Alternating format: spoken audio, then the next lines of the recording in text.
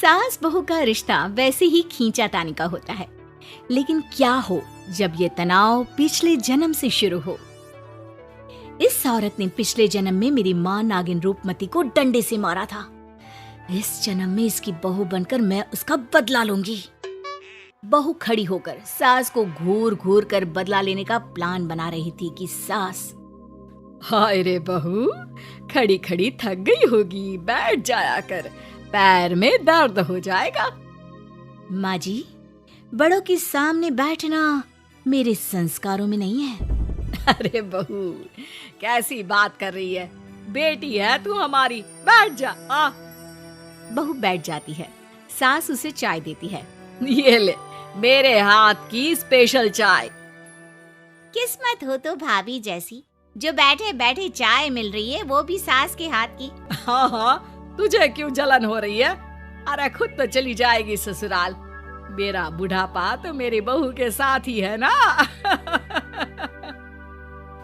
बहू सास की बात सुनकर थोड़ा मुस्कुराती है, लेकिन अगले ही पल मन में सोचती है, नहीं नहीं नैना, तुझे बदलना नहीं है, ये सब इस औरत की चाल है, मुझे इससे बदला लेना है। बहू अब शाम को सास के साथ पार्क में जाती है।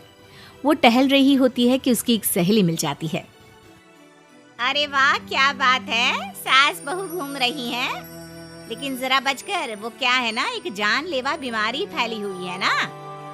हाँ, जानते हैं, तभी तो पूरी सतर्कता के साथ घूम रहे हैं।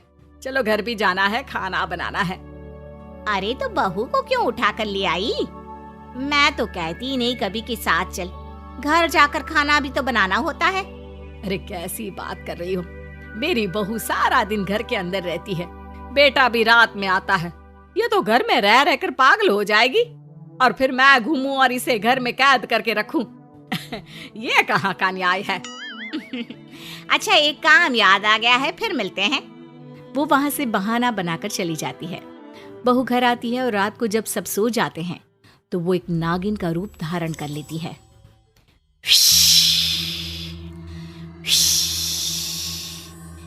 जाने कहाँ चली गई बुढ़िया, आज तो मैं इसका काम तमाम करके ही सांस लूंगी।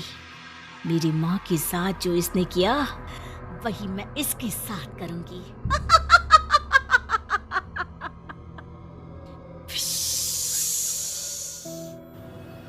बहू सास को ढूंढ ही रही होती है कि पति की आवाज आती है। नैना, पानी लेने गई हो तो मेरे लिए आइसक्रीम ले आना फ्रीजर से, बहुत मन कर रहा है खाने का, और जरा जल्दी आना। नैना तुरंत बहू का रूप ले लेती है। अरे ये कैसे उठ गए? ये तो गहरी नींद में सो रहे थे, और इतनी रात में आइसक्रीम। मतलब अभी 1 घंटा और नहीं सोएंगे, तब तक तो मुझे ही नींद आ जाएगी। अरे कहाँ हो यार? अरे ये फिस फिस सी आवाज क्या आ रही है? देखो तो कोई चूहा है क्या?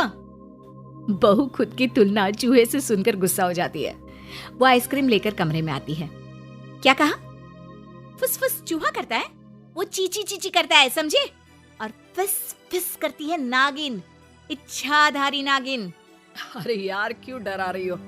आज के जमाने में इच्छाधारी नागिन वागिन कुछ नहीं होती, वो तो सिर्फ फिल्मों में होती है, श्रीदेवी वाली फिल्मों में। पत्नी अगले ही पल श्रीदेवी का रूप धर लेती है। पति देखता ही रह जाता है, लेकिन फिर वो नैना बन जाती है। नैना? श्रीदेवी आई थी। क्या कह रहे थे तुम? इच्छाधारी नागिन वागिन कुछ नहीं होता। मतलब तुम नागिन हो? माँ बचाओ। नैना डर जाती है और तुरंत पति को बेहोश कर पुरानी बातें भुलाने वाला जादू कर देती है। अगले रोज, अरे यार, ये सर दर्द हो रहा है, लग रहा है जैसे किसी ने जोर का हथौड़ा मार दिया हो। अच्छा, तो बेटा थोड़ी देर और सो ले, रहने दे, आज दफ्तर मत जा, घर पर ही रुक जा। वैसे भी दोपहर में श्रीदेवी की नागिन फिल्म आने वाली है, सारा परिवार साथ बैठकर देखेंगे। पति को मानो कुछ याद आने लगता है। अब श्रीदेवी माँ, कल रात में घर में श्री अरे दिमाग पर इतना जोर मत डालो, वैसे भी कम है। सही कहा बहू। दोनों सास बहू हंसने लगती है। वाह जी वाह, माँ ये भी सही है, बहू आ गई तो बेटे की कोई कदर ही नहीं। ठीक है नैना, वैसे मैं तुम्हारे लिए ये हीरो का सेट लाया था, पर अब नहीं दूंगा। नैना सेट देखकर खुश हो जाती है। दे दो ना प्लीज, सॉरी बस।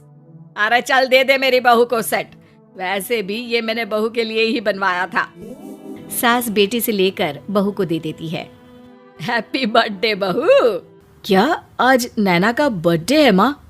और क्या, तुझे तो कुछ भी याद नहीं रहता, बहू ने बताया तो था। नैना की आंख में आंसू आ जाते हैं कि माँ के मरने के बाद किसी ने उसका जन्मदिन मनाया नहीं था। नैना सास की पैर छूती है और फिर, तुम दोनों कहीं घूम आओ, रात का खाना मैं बना कर रखूंगी। पति और नैना घूमने चले जाते हैं। पता है, मैं अपना जन्मदिन तकरीबन 200 साल बाद मना रही हूँ। विश्वास ही नहीं हो रहा। तुम भी ना क्या हमेशा मजाक करती रहती हो। नहीं, मैं सच कह रही हूँ। खैर, बात आई गई हो जाती है। दोनों पार्क में घूम रहे होते हैं कि पति अचानक नैना को धक्का दे देता है और नैना गिर जाती है। क्या कर रहे हो?